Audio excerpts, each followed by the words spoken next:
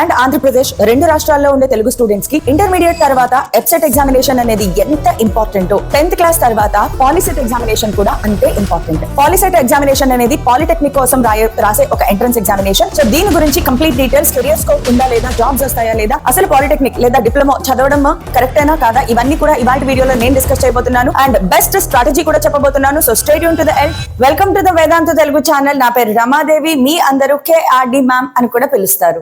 So POLYCET అనేది polytechnic entrance examination. So polytechnic entrance examination every year జరుగుతుంది. 10th class తర్వాత students అందరూ మన తెలుగు రాష్ట్రాల్లో ఎక్కువగా ఈ ఎగ్జామినేషన్ రాయడం అనేది జరుగుతుంది.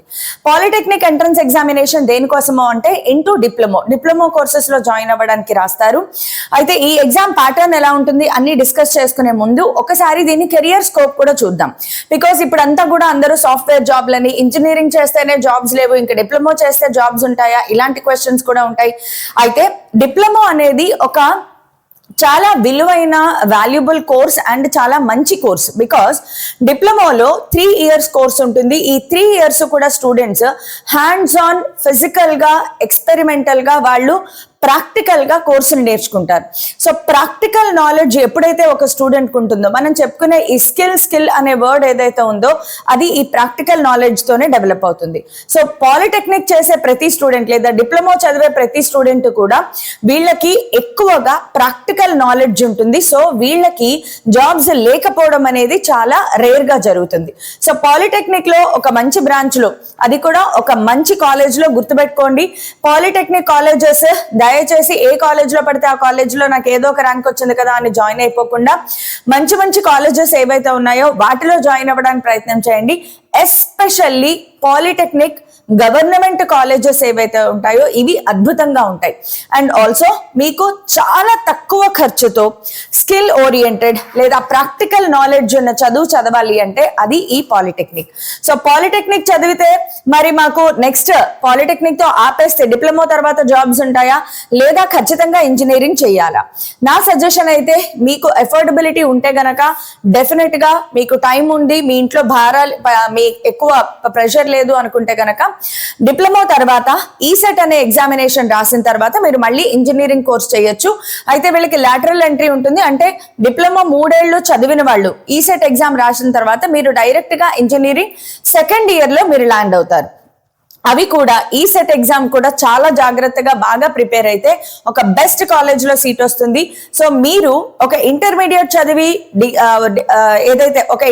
చదివి ఇంజనీరింగ్ లోకి వచ్చిన స్టూడెంట్ కన్నా మీరు చాలా బెటర్ పర్ఫార్మర్ గా ఉంటారు. సో పాలిటెక్నిక్ అనేది విలువైన కోర్స్ కాబట్టి దానికి వాల్యూ ఇవ్వండి. ఇప్పుడు ఏదో కోర్సు సరే కదా అని చెప్పేసి అలా ఇలా చదివేసి ఏదో ఒక ర్యాంక్ వచ్చింది, ఏదో కాలేజ్ లో చదివాము, మళ్ళీ జిందగీ నార్మల్ గా ఉంటది. కాబట్టి దయచేసి ఏ పని చేసినా దాంట్లో శ్రద్ధ, డిసిప్లిన్ పెట్టి డెడికేషన్ తో చదవడానికి ప్రయత్నం చేయండి. సో ఇప్పుడు మనము పాలిటెక్నిక్ ఎగ్జామినేషన్ ఎలా ఉంటుంది, దాని టెస్ట్ ప్యాటర్న్ ఏంటి, స్ట్రాటజీ ఏంటి, ఇదంతా మనం తెలుసుకుందాము. అయితే పాలిటెక్నిక్ లో కూడా మీరు గ్రూప్ తీసుకునేటప్పుడు కూడా చాలా జాగ్రత్తగా గ్రూప్ తీసుకోవాలి. పాలిసెట్ 2026 టీజీ అండ్ ఏపీ ఒకసారి మనం చూసుకుంటే గనక మీరు ఒకసారి డేట్స్ నోట్ చేసి పెట్టుకోండి. ఏపీ పాలిసెట్ వచ్చేసి April 25th ఎగ్జామ్ జరగబోతోంది. అదే తెలంగాణ వాళ్ళకైతే గనక May 13th ఎగ్జామ్ జరగబోతోంది. కాబట్టి తెలంగాణ వాళ్ళకి బికాస్ 10th ఎగ్జామ్స్ కొంచెం లేట్ గా కంప్లీట్ అవుతున్నాయి, బట్ ఇద్దరికి ఆల్మోస్ట్ డ్యూరేషన్ సేమ్ గానే ఉంటుంది. సో ఫస్ట్ ఆఫ్ ఆల్ మీరు నంబర్ ఆఫ్ డేస్ చాలా వాల్యుబుల్. మీరు పాలిసెట్ సీరియస్ గా తీసుకుంటే మాత్రం you have to start working today onwards. Like మీరు ఏ రోజు అనుకుంటే ఆ రోజే మీ ప్రిపరేషన్ ని స్టార్ట్ చేయండి. సిలబస్ వచ్చేసి 10th క్లాస్ సిలబస్. అయితే 10th క్లాస్ సిలబస్ అన్నారు కదా మేడం అని చెప్పేసి అన్ని సబ్జెక్టులు కూడా చదవక్కర్లేదు. హ్యాపీగా maths and physics and chemistry ఈ మూడిట్లోంచి మాత్రమే క్వశ్చన్స్ వస్తాయి. నాకు తెలుసు మీరు ఫిజికల్ కెమిస్ట్రీ చదువుంటారు. ఫిజికల్ కెమిస్ట్రీలో కెమిస్ట్రీ చాప్టర్స్, ఫిజిక్స్ చాప్టర్స్ 2 ఉంటాయి. కాబట్టి మ్యాథ్స్ హై వెయిటేజ్ ఉంటుంది, తర్వాత ఫిజిక్స్ అండ్ లీస్ట్ వెయిటేజ్ కెమిస్ట్రీకి ఉంటుంది. కాబట్టి ఆ ప్రకారంగా మీ ప్రిపరేషన్ కూడా మీరు ప్లాన్ చేసుకోవాల్సి ఉంటుంది. ఒకసారి మనం ఏదైనా ఎగ్జామినేషన్ కి ప్రిపేర్ అయ్యేటప్పుడు ద మోస్ట్ ఇంపార్టెంట్ పాయింట్ ఏంటంటే స్మార్ట్ ప్రిపరేషన్. స్మార్ట్ ప్రిపరేషన్ అంటే ఏంటి? స్మార్ట్ ప్రిపరేషన్ అంటే ఏం లేదు, కరెక్ట్ గా చూసి కొట్టాలి అంటే దానికి కావాల్సిన స్ట్రాటజీ కావాలి. సో ఫస్ట్ థింగ్, మీరు ఏదైనా ఎగ్జామినేషన్ కి ప్రిపేర్ అయ్యేటప్పుడు ఆ ఎగ్జామ్ ప్యాటర్న్ ఎలా ఉంటుంది, దాని సిలబస్ ఏంటి, దాని డిఫికల్టీ లెవెల్ ఏంటి, కాంపిటీషన్ లెవెల్ ఎలా ఉంటుంది, ఇవన్నీ తెలుసుకుంటే దానికి తగ్గట్లుగా మీ ప్లానింగ్ అనేది వేసుకోవచ్చు అనమాట. సో తెలంగాణలో అయినా ఏపీలో అయినా చెప్పాను కదా, మ్యాథ్స్, ఫిజిక్స్, కెమిస్ట్రీలో నుంచి మాత్రమే క్వశ్చన్స్ వస్తాయి. తెలంగాణ వాళ్ళకైతే మ్యాథమెటిక్స్ లో టోటల్ గా 60 నెంబర్ ఆఫ్ క్వశ్చన్స్, దానికి 60 మార్క్స్, అంటే each question carries 1 mark. Physics లో 30 క్వశ్చన్స్ ఉంటాయి, 30 marks, again each question carries 1 mark. కెమిస్ట్రీలో కూడా 30 క్వశ్చన్స్ ఉంటాయి, 30 మార్క్స్. టోటల్ గా 120 మార్క్స్ కి మీరు ఎగ్జామినేషన్ రాస్తారు. ఇది ఇంజనీరింగ్ స్ట్రీమ్ లో మీరు ఎంటర్ అవ్వాలి అనుకుంటే. ఒకవేళ మీరు బయో అంటే అగ్రికల్చర్ స్ట్రీమ్ లో ఎంటర్ అవ్వాలి అనుకుంటే ఇవి కాకుండా అడిషనల్ గా మీకు ఒక 30 మార్క్స్ ఆర్ 30 మార్క్స్ మీకు బయాలజీ కూడా ఉంటుంది, మీరు అగ్రికల్చర్ లో వెళ్ళాలి అనుకుంటే. లేదు అంటే గనక ఇది ఇంజనీరింగ్ స్ట్రీమ్ కి. అలాగే ఏపీ వాళ్ళకి వచ్చేటప్పటికి మ్యాథమెటిక్స్ 50 క్వశ్చన్స్ ఉంటాయి, 50 marks, again each question carries 1 mark. Physics లో 40 క్వశ్చన్స్ ఉంటాయి, 40 మార్క్స్. కెమిస్ట్రీలో 30 క్వశ్చన్స్ ఉంటాయి, 30 మార్క్స్. Total 120 marks. ఇక్కడ కూడా 120 మార్క్స్ ఉంటాయి, తెలంగాణలో కూడా 120 మార్క్స్ ఉంటాయి. అన్ని క్వశ్చన్స్ కూడా ఎంసీక్యూ బేస్డ్ క్వశ్చన్స్ ఉంటాయి, అంటే మీరు మల్టిపుల్ చాయిస్ క్వశ్చన్స్ అన్నమాట. సో మల్టిపుల్ చాయిస్ క్వశ్చన్ లో ఆప్షన్ ఏ, ఆప్షన్ బి పెట్టడం ఉంటుంది. అన్ని మల్టిపుల్ చాయిస్ క్వశ్చన్స్ ఉంటాయి. టోటల్ 120 మార్క్స్ కి మీరు 120 క్వశ్చన్స్ ఆన్సర్ చేయాలి. ఓకే, అండ్ డ్యూరేషన్ ఎంత? 2 అవర్స్, అంటే 120 మినిట్స్. సో లెక్కేసుకోండి, ప్రతి మినిట్ లో ఒక క్వశ్చన్ సాల్వ్ అవ్వాలి. కానీ లెక్క అలా ఉండదు. కొన్ని క్వశ్చన్స్ బాగా ఈజీగా ఉంటాయి, లెస్ దాన్ 1 మినిట్ లో సాల్వ్ అవుతాయి. కొన్ని క్వశ్చన్స్ కి 1.5 మినిట్ పట్టొచ్చు. సో టైం మేనేజ్మెంట్ అనేది super crucial for this exam. So smart preparation అంటే ఇదే. నా ఎగ్జామ్ ఏంటి, దానికి నేను ఎలా ప్రిపేర్ అవ్వాలి. సో ఈ exam accuracy and time bound examination అన్నమాట. నువ్వు చాలా ఫాస్ట్ గా ప్రాబ్లమ్ సాల్వ్ చేయడం రావాలి, ఫాస్ట్ గా చేసేటప్పుడు సొల్యూషన్ కరెక్ట్ గా వచ్చే మెథడ్స్ పట్టుకోవడం రావాలి, అండ్ టైం మేనేజ్మెంట్ కరెక్ట్ గా 120 మినిట్స్ లోపలే మీరు ఈ క్వశ్చన్స్ ఆన్సర్ చేయాలి. అంటే ప్రాపర్ స్ట్రాటజీతో ఎగ్జామ్ ని అటాక్ చేసే విధంగా మీరు ప్రిపేర్ అవ్వాలి. తర్వాత నో నెగిటివ్ మార్కింగ్, ఇది ఒక చాలా ఆనందదాయకమైనది. సేమ్ లైక్ ఎఫ్సెట్ ఎగ్జామినేషన్, దీంట్లో కూడా నెగిటివ్ మార్కింగ్ ఉండదు. అంటే మీరు రాంగ్ ఆన్సర్ పెడితే కూడా మార్క్స్ ఏమి కట్ అవ్వవు. సో అన్ని క్వశ్చన్స్ ఏదో ఒకటైనా మార్క్ చేసుకుని వచ్చేసేయచ్చు అనమాట.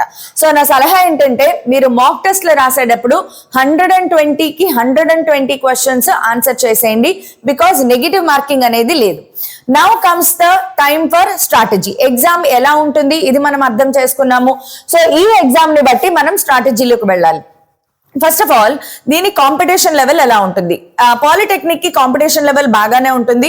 పాలిటెక్నిక్ లో మీరు కంప్యూటర్ బేస్డ్, మనకి డిఫరెంట్ బ్రాంచెస్ ఉంటాయి. జస్ట్ లైక్ ఇంజనీరింగ్ లో ఎలా అయితే ఉంటాయో పాలిటెక్నిక్ లో కూడా కంప్యూటర్ సైన్స్ బ్రాంచ్, అలాగే ఏఐఎంఎల్ అనేది కొత్తగా వచ్చింది, ఈసీఈ, ట్రిపుల్ సివిల్, మెకానికల్ ఇలా ఉంటాయి అనమాట. సివిల్ కి మెకానికల్ కి కొంచెం తక్కువ కట్ ఆఫ్ లో మార్క్స్, మీకు ఒక 90 మార్క్స్ దగ్గరలో అవుట్ ఆఫ్ 120 మీకు ఒక 80-90 మార్క్స్ వచ్చినా కూడా మీకు సివిల్ మెకానికల్ లో వచ్చే అవకాశాలు ఉంటాయి. కానీ గుర్తుపెట్టుకోండి, సివిల్ మెకానికల్ మీరు చదివితే దానికి తగ్గట్లుగానే సాలరీ రేంజెస్ కూడా ఉంటాయి. ఎవరైతే సివిల్ మెకానికల్ బ్రాంచెస్ చదువుతారో వాళ్ళకి డిప్లొమా తర్వాత వెంటనే జాబ్ కి వెళ్ళాలి అనుకుంటే మీకు ఒక 12,000 దగ్గర నుంచి 15,000, బాగా మీరు ఎఫిషియెంట్ గా సబ్జెక్ట్ నేర్చుకున్నారు, కొంచెం బాగా వర్క్ చేయగలరు అనుకుంటే గనక ఒక మహా అయితే 18,000 వరకు ఏమన్నా సాలరీస్ వెళ్ళగలరు. బట్ 12,000 నుంచి 15,000 మధ్యలో యూజువల్ గా సాలరీ రేంజెస్ ఉంటాయి. ఈవెన్ కంప్యూటర్ సైన్స్, ఈసీఈ వాళ్ళకు కూడా మీరు డిప్లొమాతో ఆపేస్తే మీ చదువు, మీకు జాబ్స్ ఉంటాయి, ఎక్కడొక్కడ ఇండస్ట్రీ రిక్వైర్మెంట్స్ ఉంటాయి ఖచ్చితంగా. కాకపోతే అక్కడ మీకు మన సమాజం కూడా ఏంటంటే డిప్లొమా చదివితే ఏం జాబ్స్ వస్తాయి అనే ఒక పర్స్పెక్టివ్ కూడా ఉంది.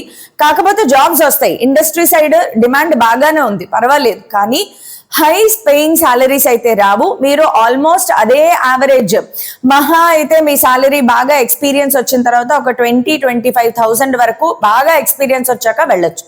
మీరు గనక ఇనిషియల్ స్టేజ్ లో ఫ్రెషర్ గా వెళ్తే మాత్రం ఒక 10,000-12,000 అక్కడి నుంచి మీ జీతాలు స్టార్ట్ అవుతాయి. కాబట్టి కొంచెం శ్రద్ధ పెట్టి కోర్స్ నేర్చుకోవడానికి ప్రయత్నం చేయండి. అదే మీరు కంప్యూటర్ సైన్స్, ఈసీఈలో గనక మీకు సీట్ రావాలి, ఏఐఎంఎల్ లో సీట్ రావాలి అనుకుంటే మీ marks 100+ marks, out of 120, 100+ marks వస్తేనే గానీ మంచి బ్రాంచ్ లో సీట్ రాదు. అండ్ ఇదంత కష్టమేం కాదు. శ్రమ పడండి, కష్టపడండి, దేని గురించి అయినా గట్టిగా ప్రయత్నం చేయండి, so that you will achieve what you can.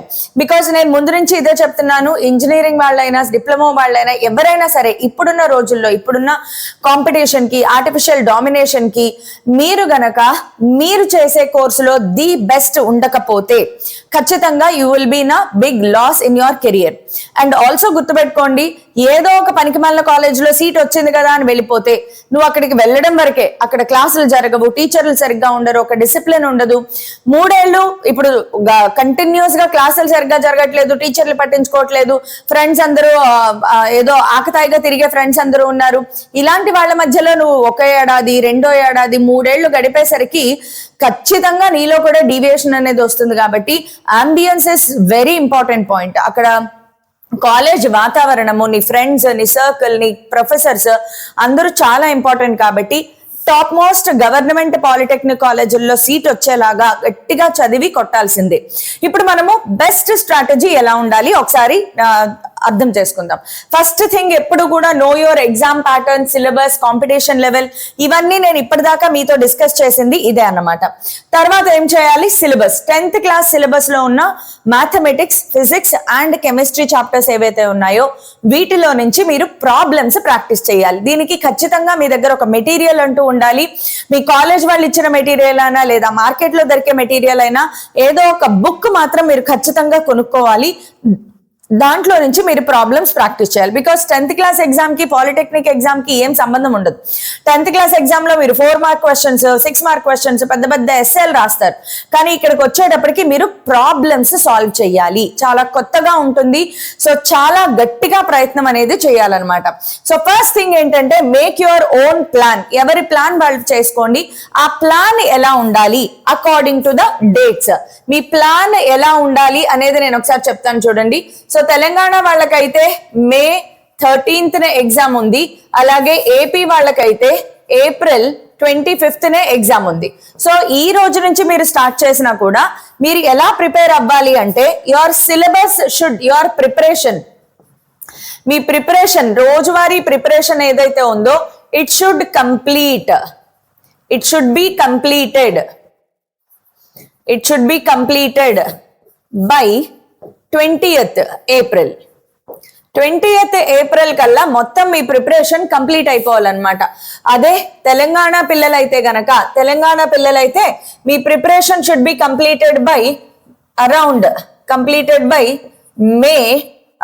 May around 7th or నేనైతే 5th అని చెప్తాను.